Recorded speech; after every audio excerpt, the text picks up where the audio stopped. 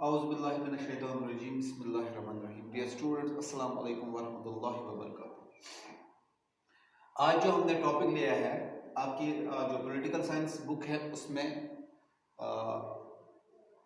हमने जो previous lecture हमने डिस्कस किया था, तो हमने वहाँ पे आपको मैंने बताया था कि इक्वलिटी कहाँ कहाँ पे होती है। दो कि we are equal before the law, but there are some ways, some means where inequality exists। तो उसके बाद आज जो हम डिस्कस करने जा रहे हैं दैट इज रिकॉग्नाइजिंग डिग्निटी। जो रिकॉग्नाइजिंग डिग्निटी क्या है, अगर हम बात करेंगे, आपको याद होगा जो प्रीवियस हमने स्टोरीज पढ़ी थी ओम प्रकाश वाल्मीकि और अंसारी फैमिलीज की, उसमें आपने देखा तो ओम प्रकाश वाल्मीकि को किस बिना पे उसको डिसग्रेस किया जाता था या उसको डिवैल्यू किया जाता था या उसको उसकी तस्दील की जाती थी। What was the reason? Because the person was belonging to a Dalit community. तो दैट मीन्स कास्ट के बेस पे उसको उसके साथ इनइक्वालिटी हो रही थी। उसको स्कूल साफ करवाया जा रहा था, उससे उसको मारा जाता था विदाउट एनी रीजन, उसके साथ अच्छे से पेश नहीं आया जाता था। तो ये आपने देखा था। इसी के साथ साथ अंसारी फैमिली जो थी, अंसारी फैमिलीज को किराए के लिए मकान नहीं मिल रहा था। रीजन क्या था? क्योंकि वो मुस्लिम्स थे। वहां पे कौन रह रहे थे? वहां पे हिंदूज रहते थे। और उन्होंने ये बोला था कि हम कैसे किसी मुस्लिम को, किसी मीट खाने वाले को अपने घर में जगह देंगे। दो की दे वर कुकिंग फिश, स्मेल आ रही थी वहां से, लेकिन फिर भी उन्होंने जो मिथ उनके पास थी कि मुस्लिम उसको अपने घर में नहीं रखना है, तो उन्होंने तो वहां पे अंसारी फैमिली जो थी वो किस वजह से ह्यूमिलेट हुई? Because of their religion. तो यहाँ पे हमने देखा कि इनइक्वालिटी होती है, इनइक्वालिटी एग्जिस्टेंस, इनइक्वालिटी होती थी on the basis of cast,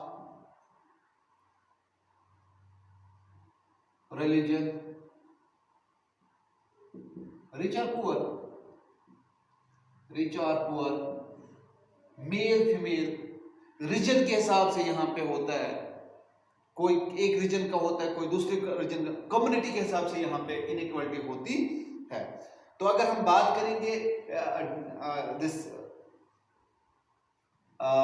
dignity की, तो when a person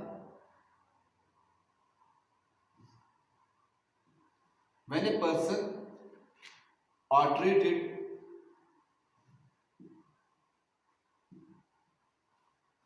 unequally, their dignity is violated.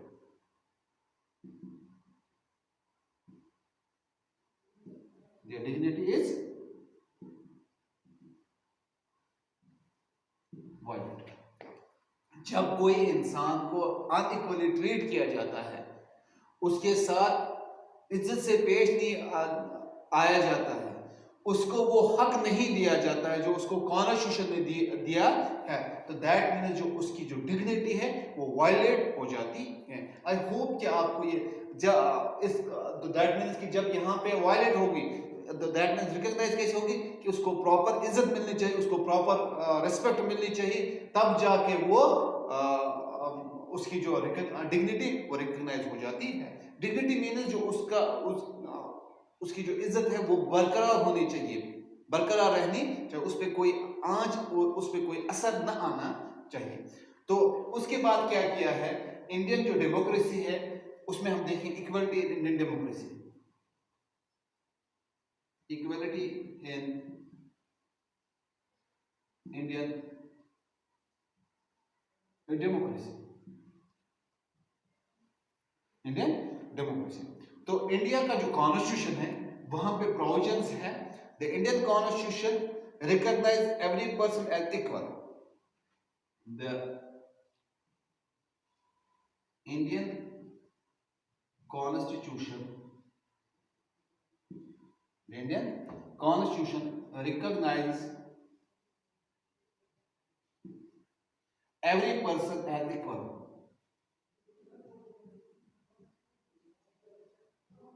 as equal,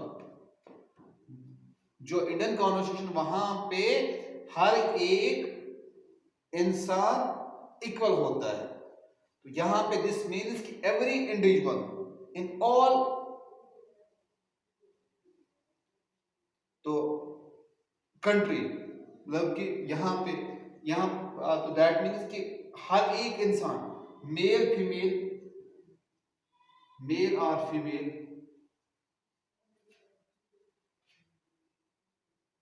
person from all castes, religions, tribes, educational and economic backgrounds,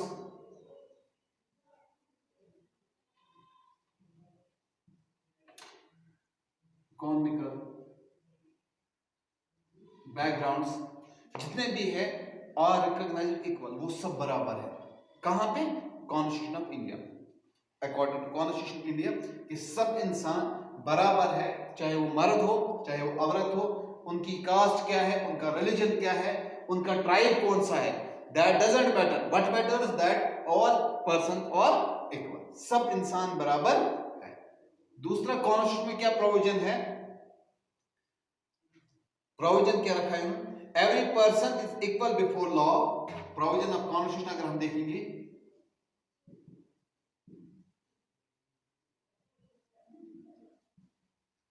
क्या है? 3 प्रोविजन उन्होंने रखे हैं। नंबर 1 प्रोविजन जो है, every person is equal before law. हर एक इंसान, चाहे वो, आपको याद होगा कि कांताबाई जो एक हाउस वर्कर थी, अब वो घर में, किसी के घर में नौकरी करती थी, वो और उसका बॉस, वो भी इंडस्ट्रियलिस्ट था, लेकिन वोट देने के वक्त वो सब बराबर थे, दैट वो वर इक्वल। तो दैट मीन्स कॉन्स्टिट्यूशन की नजर में सब लोग बराबर है, चाहे वो प्रेसिडेंट ऑफ द कंट्री हो, prime minister of the country हो, या गरीब से गरीब तर कोई इंसान हो, कानून की नजर में सब बराबर है, कोई ऊंच नीच नहीं है। दूसरा प्रोविजन उन्होंने कॉन्स्टिट्यूशनल प्रोविजन क्या रखा है? No person can be discriminated on the basis of religion. No person can B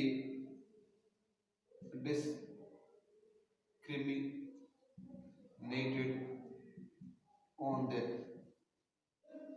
basis of religion,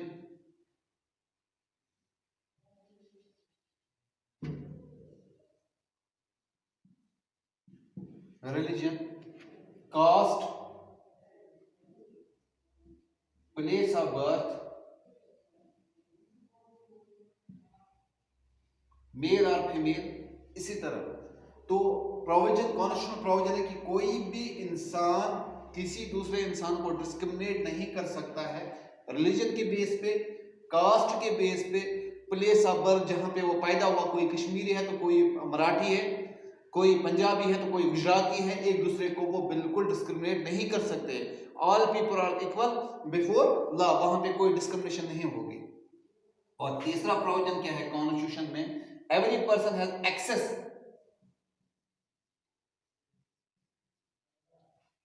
person has access, कहां पे एक्सेस, कहां पे हो? टू ऑल पब्लिक प्लेसेस, जितने भी पब्लिक प्लेस है, चाहे पार्क्स हो, चाहे गार्डन्स हो, प्लेग्राउंड्स हो, होटल्स हो, जितने भी पब्लिक प्रॉपर्टीज है, जो सब लोगों के, जो हम कह सकते हैं कि जब हम बात करते, दे आर कम्युनिटी रिसोर्सेज जिसपे सबको हक होता है, तो वहां पे उनकी एक्सेस है।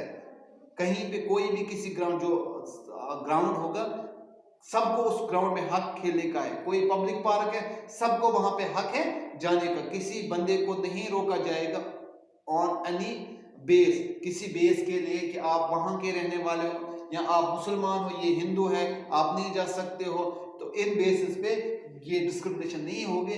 हर एक इंसान को, हर एक रेजिडेंट ऑफ इंडिया को ये हक है वो एक्सेस करे पब्लिक प्लेस।